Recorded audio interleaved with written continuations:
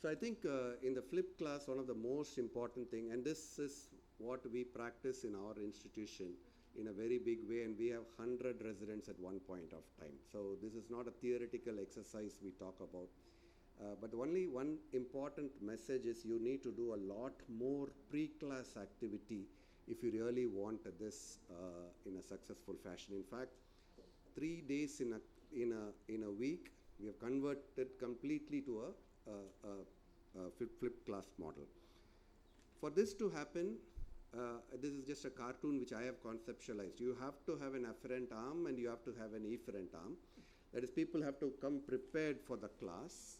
And for that to happen, you should have a standardized template for them to have a good learning material. Now, you can criticize it by saying, are you then saying that you don't need a teaching group for the institution? You need a teaching group. You need a facilitating group who can act like a dam to filter so much of knowledge which is there in this world to make sure that the student is able to receive in their capacity. And then this processing center is where the institutional academic committee has to play a major role on how to make it effective. The efferent arm, which we have completely given it to the residents themselves to administer, is phenomenal if you just give it to them. They are way, way, way smarter than what we think we are. And the quicker we take out our pedal from the efferent arm, the better the learning process is, according to my experience in teaching postgraduates for almost 25 years. Now this DigiNow, we have Dr. Meenakshi here who has also contributed to it. This has been a very, very, very phenomenally successful enterprise which has happened. I was just in the top in a session where there were only 3 people in the audience where me and Prashant were speaking. And then 2 of them took a selfie with me because they were using DigiNow. So not because of the fungal keratitis, but because of the DigiNow. But the DigiNow is 200 hours of standardized video lecture. This we are now using it to in our partner hospitals in Africa as well, where there is not much of teaching enough. It is a dynamic environment. We keep on replenishing it on a monthly basis. But this is not like only 30% of the speakers are from Aravind, but we have speakers from all over the country. Like, for example, Santosh Honavar talks about ocular oncology. Magesh Shanmugam talks about retina. So it is a very standardized template which all the postgraduates are having it. Sometimes you don't know, but they are having it because they can recap at their own pace. And this is how it looks. It looks like a thing on their phone app.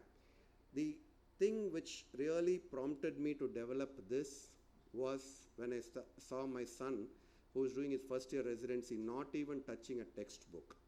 They are not studying the textbook and they are not ready to study a textbook. There is a transition period, especially in India, where between UG and PG, they prepare for PG using something called Marrow. And they've all gone into that mode.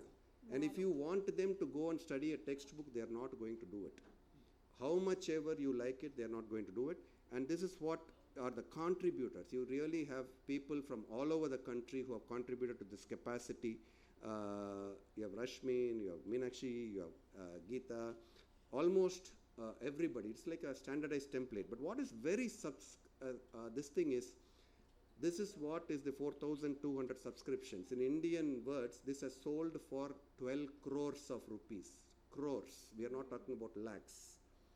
So in this world, when everything is available for free, postgraduates are willing to spend 12 crores in 2 years to get access to this content. The unfortunate thing is not any of the professors got no idea that their student is studying this. That is what is the market. That is what is the market. There are only 4,000 postgraduates in this country. And there are 4,200 subscriptions, active subscriptions going on in this country, because I get a royalty of 10%, which I completely donate to charity, as all the people know. So I really know how much is being sold in this country. So this is the power where you have a standardized content. I think this can replace the textbooks, especially when you have when you don't have enough teachers. But what do you do with this? What do you do with this content? Having a content alone is not going to make the student learn something. And then the planning that I told you about, the plan for this is how an email is being sent to each of our residents every month. So it just says, this is what is the content we want you to read. This is the minute of content which is there. This is how the class monitors will be able to run the show. And I'll just show you assigned to two PGs. The postgraduate, the E-front arm. Now we are talking about the E-front arm. We talked about the processing center. We talked about the afferent arm. Amazing. But then the two postgraduates run the show for themselves. They know the language which can be learned by the students themselves. We don't know the language of the students. The transition has happened so fast that we don't have a connect between the teachers and the students. The students always think, it is not their this thing, but they just know that they have so much thing at their hands. If it's not for this teacher, I have another teacher from which I can read from. So that is a very false sense of this thing, but unfortunately they have it. And so we need to go with the tide to sort of change it. Then what we tell these two students is we ask them to recreate content, to recreate 50 multiple choice questions. So they go through that DigiNow at least 2 or 3 times before they create content out of that. And then they become the class administrators and teach. The teachers who are there act as facilitators.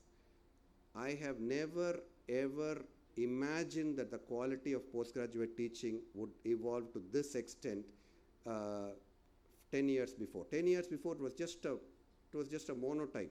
People come and talk in PowerPoint. Now we are not going to reach, excuse me, yeah. So this thing, and then the teacher just sits along the students. And I'll just show you a small video. Can you play this video, please, along with the sound? So they all have their mobile phones open in the class, and they all have Kahoot open in the class.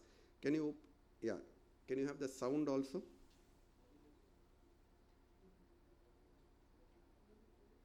Conditions in which anisocoria increases in bright light are.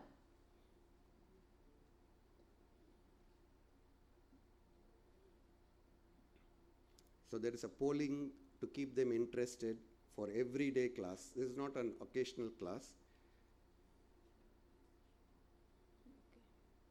So anisocoria increases in bright light. Anisocoria increases in dim light. Okay. Can you tell me the causes?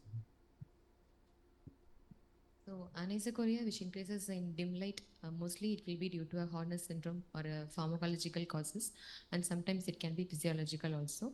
And in cases of anisocoria, which is increasing in the bright light, it will be a sphincter pupillae damage, or else a third cranial nerve defect, or a pharmacological cause. So one more question related to this. So after death, so why pupil is dilated? It is the parasympathetic supply which mainly predominates when during living, sir. So immediately after death, when the parasympathetic supply gets cut off, parasympathetic is responsible for pupillary constrictions. So immediately when the innervation gets cut, automatically the pupil dilates. Second order neurons in sympathetic pupillary pathway involves. So to just give you an idea, we were never able to go into this depth when we actually did the regular class schedule. We used to talk about a format. We used to talk about the structure. The anatomy of the class was what we were teaching with the PowerPoint. But now this is like a functional physiology, functional biochemistry, where they get the knowledge much, much before. There is an assimilation of knowledge by both the receiver as well as the provider.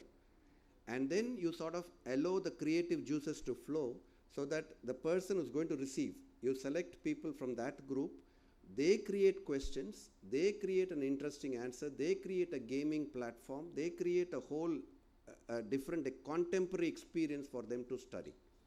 So we do this 3 times a week. Our regular classes we have taken out, and our standard of engagement with our postgraduates has been phenomenal using these classes. So this seating will be done according to groups. Questions will be asked in between presentations, and then we change to questions. I'll just give you one thing which one of the postgraduates did, which I would have never imagined that I would have done here. We have Dr. Krishna Prasad here, who is also a contributor to the DigiNow. Nobody can teach refraction or retinoscopy better than him. So we have the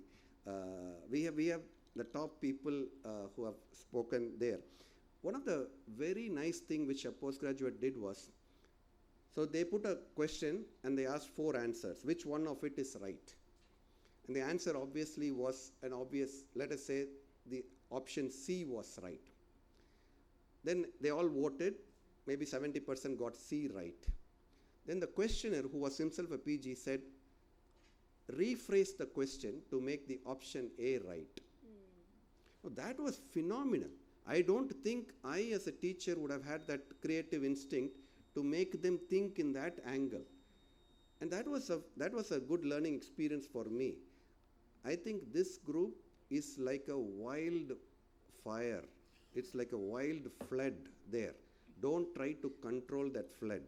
Don't try to control that pressure. I have the thing I told you, I'm handling 100 postgraduates. I know how easy or how difficult it is.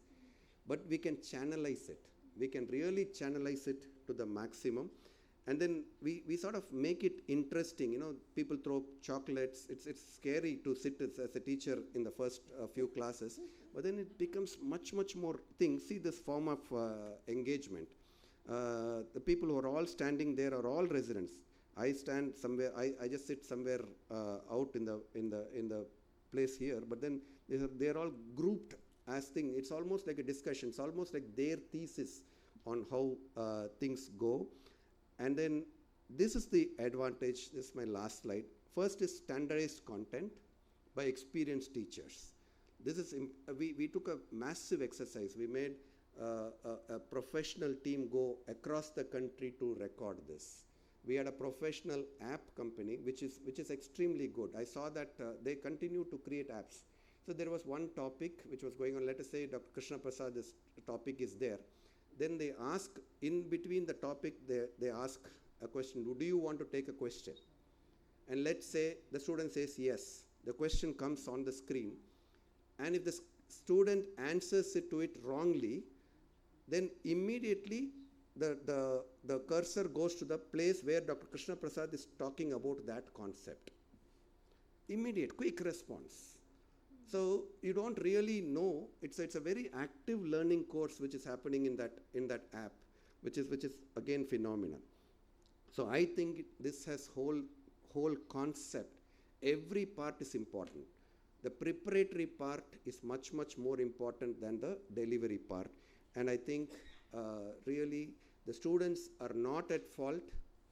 We don't have the connect. We don't know how to connect with them. And as long as we know it, I never in my life imagined, it is like putting yourself on the market. It is like taking a movie. You know, you can say I've taken a fantastic movie, but unless the participant is going to pay for it and see the movie, the success is not there. I don't think there is anything which has sold for 12 crores in 2 years. A postgraduate buying it and using it, so that I think the next phase should be something much more than this, allowing them to create a much more different platform so that they can learn from each other. So next time, I have heard these professors, sometimes I ask the professors, do your students use DigiNow? They say no. What is DigiNow?